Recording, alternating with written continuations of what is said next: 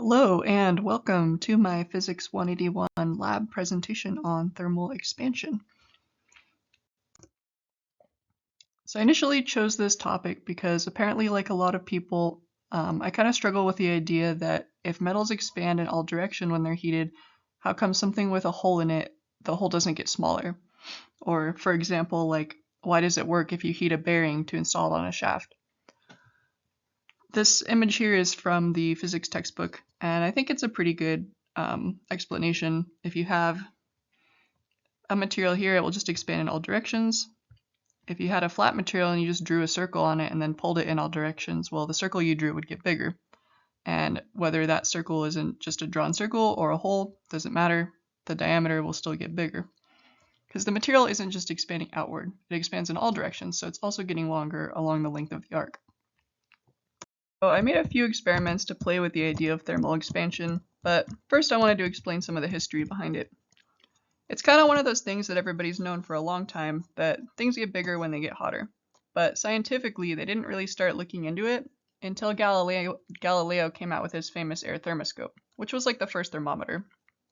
And then after that, everybody became fascinated with the idea of being able to measure temperature. So a whole bunch of different people started making thermometers out of all kinds of different materials and filling them with different things. And they started to notice that depending on what you put inside it, one thermometer would read differently to the next, whether you're using like mercury versus alcohol, olive oil, whatever. They weren't getting the same readings because the material inside was expanding at different rates, or by different amounts based on the heat.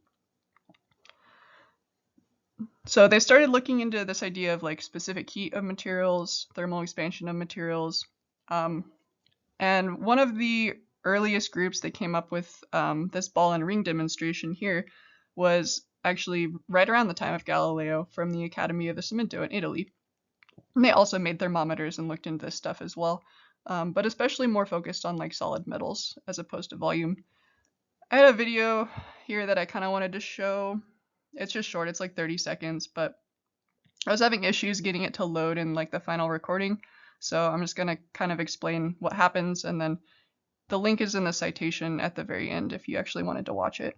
But basically, the guy has a ball and a ring that are the same size, and when they're nice and cool, he can fit the ball through the ring really easily, and then he takes it out, he heats it up over the fire for a minute, and then tries to pass it through the same ring again, and it won't fit, because it thermally expanded in all directions. So that's a popular demonstration that they still use today, that originated way back in the 1600s. But our current understanding is more to do with like atomics and harmonics and how each atom inside the material vibrates. Nowadays, we already know that atoms in a material have kind of like a lattice structure, and that the atoms within this lattice structure experience atomic bonding forces. And we also know that they get excited when they get energy, so they start vibrating in kind of random patterns like this that create waves throughout the material. But the thing is, like if you notice, as they're gaining energy and vibrating and moving around, some of them get a little bit closer to each other than others.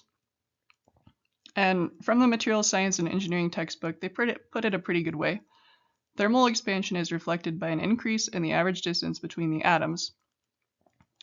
So that's kind of what they're trying to show with this chart here. As our vibrational energy increases, the interatomic distance also increases. And these R's are the averages. So thermal expansion occurs because this average interatomic distance increases as the atoms gain energy. If they were all moving like perfectly in harmony together, like all at the same time, and the atomic distance didn't increase, then we wouldn't get any thermal expansion because they would just be moving at the same time as each other. So materials that have greater atomic bonding show less interatomic separation and therefore have a lower coefficient of thermal expansion. So these are the materials that will expand less. And then thinking about this, like to put it shortly, I kind of came up with this like vision of a whole bunch of people at a crowded concert, and the people that are dancing around with like a lot of energy and like big moves, everybody kind of starts like moving around or away from them so that they don't bump into them. And I can kind of picture like a whole bunch of people at a concert, and like that's what the atoms are doing. Just to visualize it. So for my experiment that I did, I had a few goals in mind. I wanted to accurately try to measure thermal expansion. I wanted to predict the linear expansion of objects with different geometries and materials using our thermal expansion equations. I'm just using the one for length because everything that I picked out was a solid. They're all like metals, so we don't really need to use volume because none of them are liquids, and area would just make my life harder. And then from that, I wanted to be able to guess the material mystery parts by measuring their change in length, calculating their theoretical coefficient of thermal expansion, and then trying to figure out what they are. And then overall just show and like visualize that, yeah, hole diameters increase. For my method, I gathered all of these parts. They're all made of different materials. We got some aluminum, stainless steel, and all different shapes, especially circular shapes, so that we can test that whole theory. And I put them in the easy bake oven. I actually set it to 200 degrees C, but it didn't really reach temp all the way, but I measured it at 157 when I pulled all the parts out to measure them the second time. So yeah, I measured them cold, threw them in the oven, measured them again after they were hot to get a difference in length of each of the parts, and then try to calculate it using thermal expansion equations from there. I also made sure to pick out parts that were like pretty big or long because it depends on the initial length of the object, and these are all like relatively small. So I'm going to be measuring in millimeters, and I wanted to give myself like, I knew it wouldn't be like very precise, so I tried to pick like as big parts as possible, if that makes sense. For that same reason, I also chose calipers as the measuring instrument. For one, because they could read off in millimeters, and for two, because they're precise to the hundredths of millimeters, which is probably impossible to do with just like a ruler or something. But that being said, some things it turns out are actually pretty hard to measure with calipers. For example, these stainless steel pipes with threads on the ends, the way the threads are cut makes it so that the end of this like is kind of a different length depending on where you measure it, because it's not like perfectly square and perfectly flat. And then parts like this bushing here that are very corroded, kind of deformed. This was after I cleaned it, by the way, still dirty, but it was hard to get good measurements on stuff like this that wasn't perfect as well. That being said, I think I did a really good job measuring the aluminum beam just because the ends of it were cut like nice and square and flush. Every time that I measured it, the results were like pretty consistent.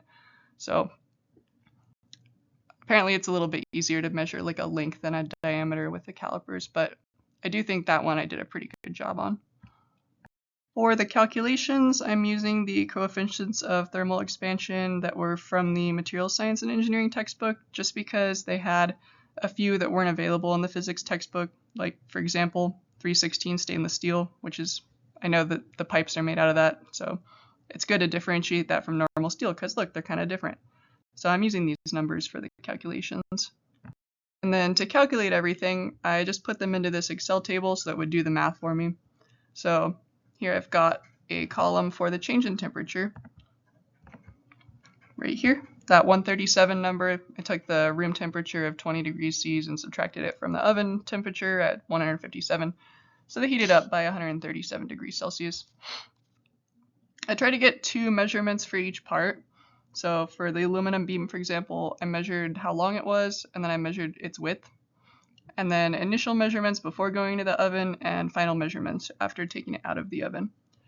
Got a column here for the coefficient of linear expansion, a calculated column that predicts, based on the change in temperature and the initial length and the coefficient of expansion, how much it should expand, and then a column for our actual expansion as measured. These last ones on the side, I kind of just wanted to see like how accurate I was in predicting. And like I said with the aluminum beam, I did a pretty good job measuring this one. It was the easiest one, and the accuracy kind of shows. Like I was only 15.5% off on the length and 7.5% off for the width. So I think that this one turned out like pretty much as expected, experimentally.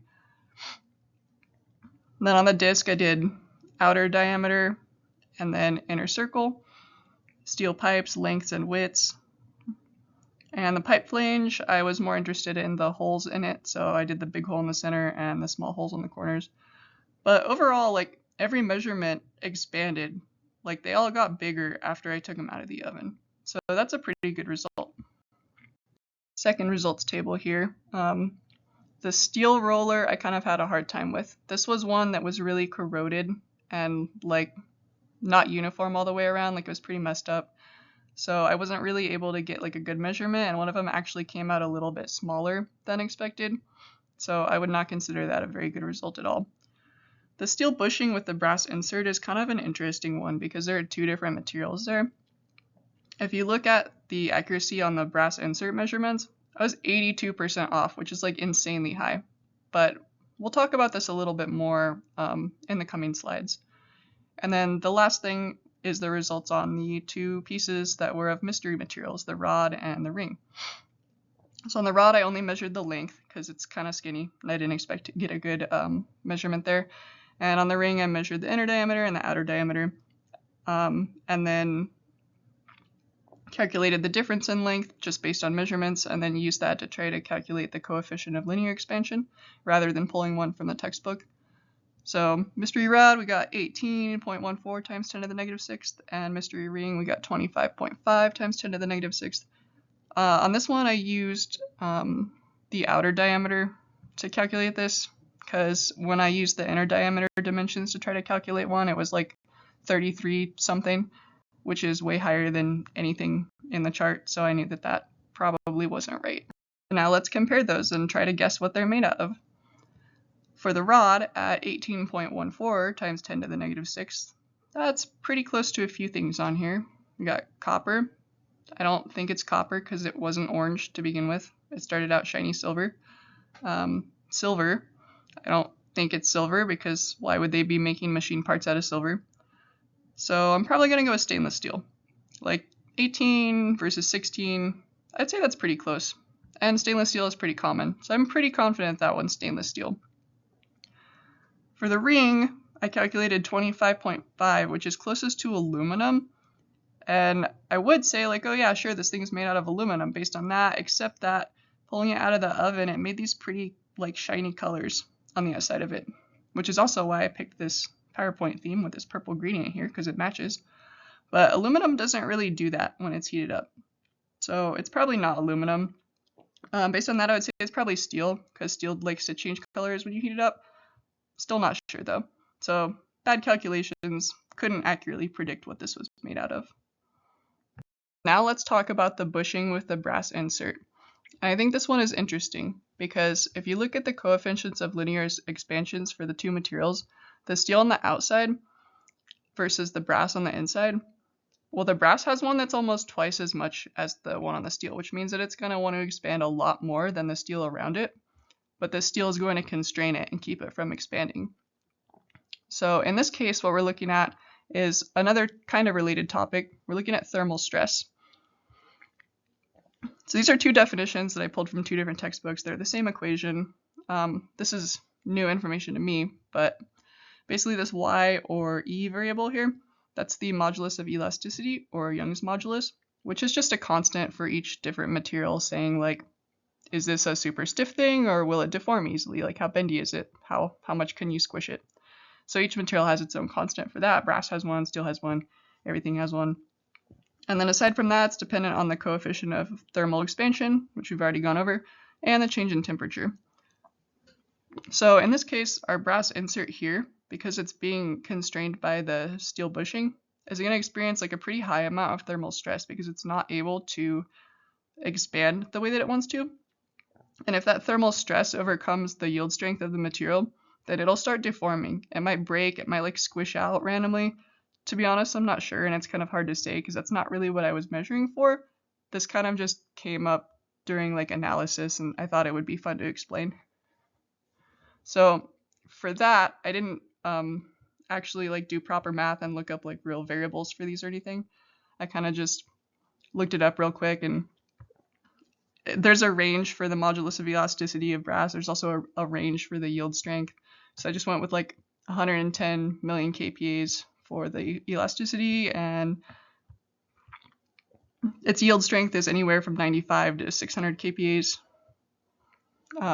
And then just kind of math that out to get like a general estimate to say like, I wonder how likely is it that this deformed during the course of this experiment. And at 301, that's like perfectly in the middle between like its range. So I'd say that it's pretty likely that there was some deformation. Like before and after heating it, the insert was kind of sticking out of the top of the thing, which you can't really see in this picture, but it wasn't perfectly flush with it. And then it was already kind of bumpy on the inside too. So I'd say it's a pretty fair chance that that happened, although can't prove it. But this is kind of important to think about because when you're designing things to go out in the field, like once they start moving and getting warm and stuff, it's really important to consider how the different materials will react to each other when they get hot. So yeah. So overall, I got to experiment with thermal expansion. I got to visually see that, everything that I measured got bigger after heating. I got to show that the dimensions of the holes got bigger, like we thought they would. And I was able to pretty much accurately estimate how much the aluminum beam would expand. I mean, 85% accurate and 92.5% accurate. It's pretty good considering the high level of uncertainty in this experiment. I also predicted the material of the unknown rod as stainless steel. Pretty confident on that one too. So even though not everything went perfect, I got a greater understanding through research of how thermal expansion works, especially on the atomic level, and also gained some insight on why it's important to consider how different materials will expand when designing different things.